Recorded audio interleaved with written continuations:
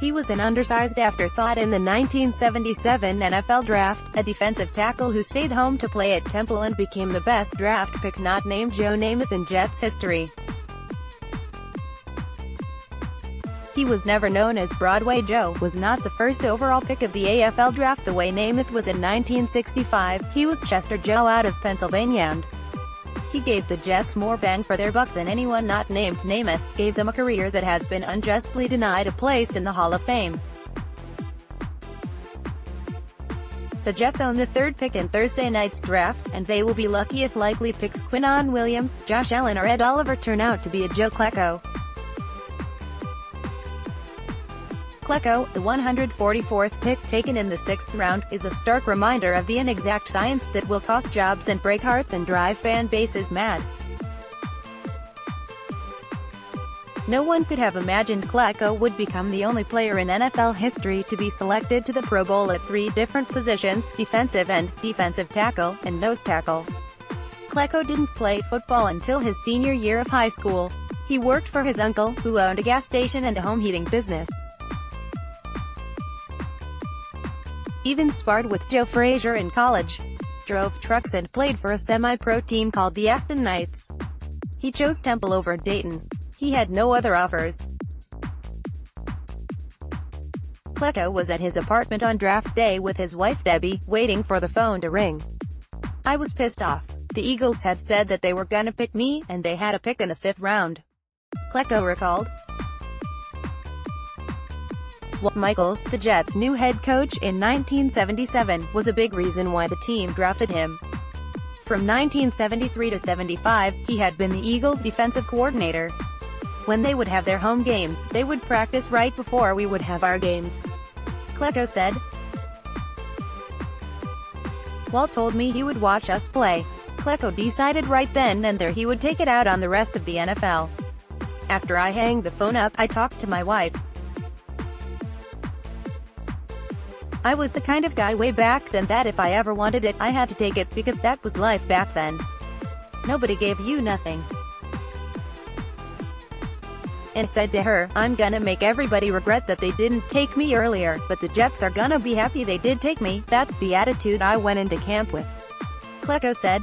Klecko, only 6'3", 265 pounds at the time, knew he was in direct competition with defensive tackle Tank Marshall, the Jets' 3rd-round pick that year. "I figured if they were going to cut me, they were gonna know I was here," Klecko said. "They knew he was there, all right."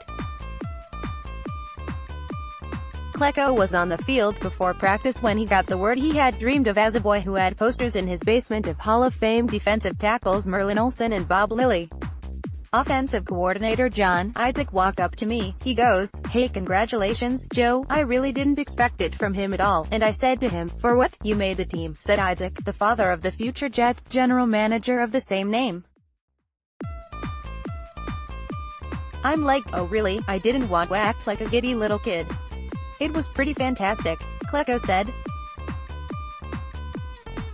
Sign up for the Starting Lineup newsletter and submit your NFL draft questions. We'll answer our favorites weekly until the draft. He started out on special teams. The Jets had just scored a touchdown and Klecko didn't get on the field in time for the pat. "I'm so mad I'm not playing. I'm not paying attention," he said. "I got fined $15. It's kinda funny 'cause $15 was a lot then, you know." Around mid-season, Klecko got his big chance. "And from then on, they never could take me out," Klecko said. He recorded 50.5 sacks over his first 5 seasons. He led the league with 20.5 in 1981. He was the enforcer on the New York Sack Exchange. After all, who else had stepped into a ring with Joe Frazier in college? "I didn't know I could be a dominant player until my 2nd year," Klecko said. "I was just a little kid as a rookie, which I made work for me with my quickness and my strength and everything like that.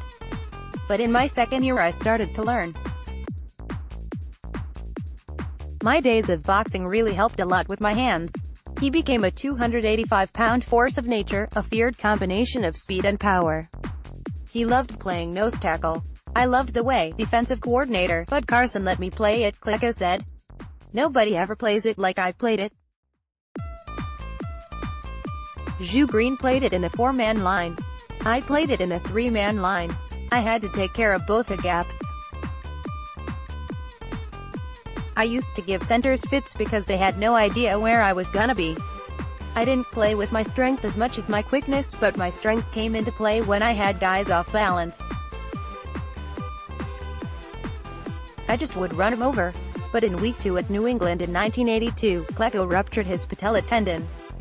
He hobbled his way back for the playoffs, where his Super Bowl dream died in the Mud Bowl.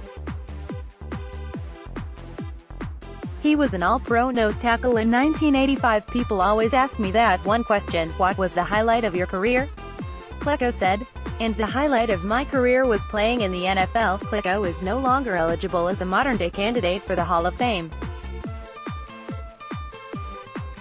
Voters cannot figure out his true position, as if that should matter. Now the seniors committee holds his fate in its hands.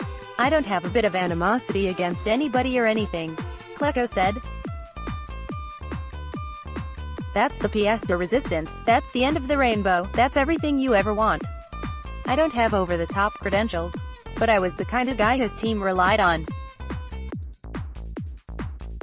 What was I worth to my team? I thought I was worth a lot. There is only one member of the 1977 draft who is in the Hall of Fame, Cowboys running back Tony Dorsett, the second overall pick. There should be two. Share this, let's block ads. Why?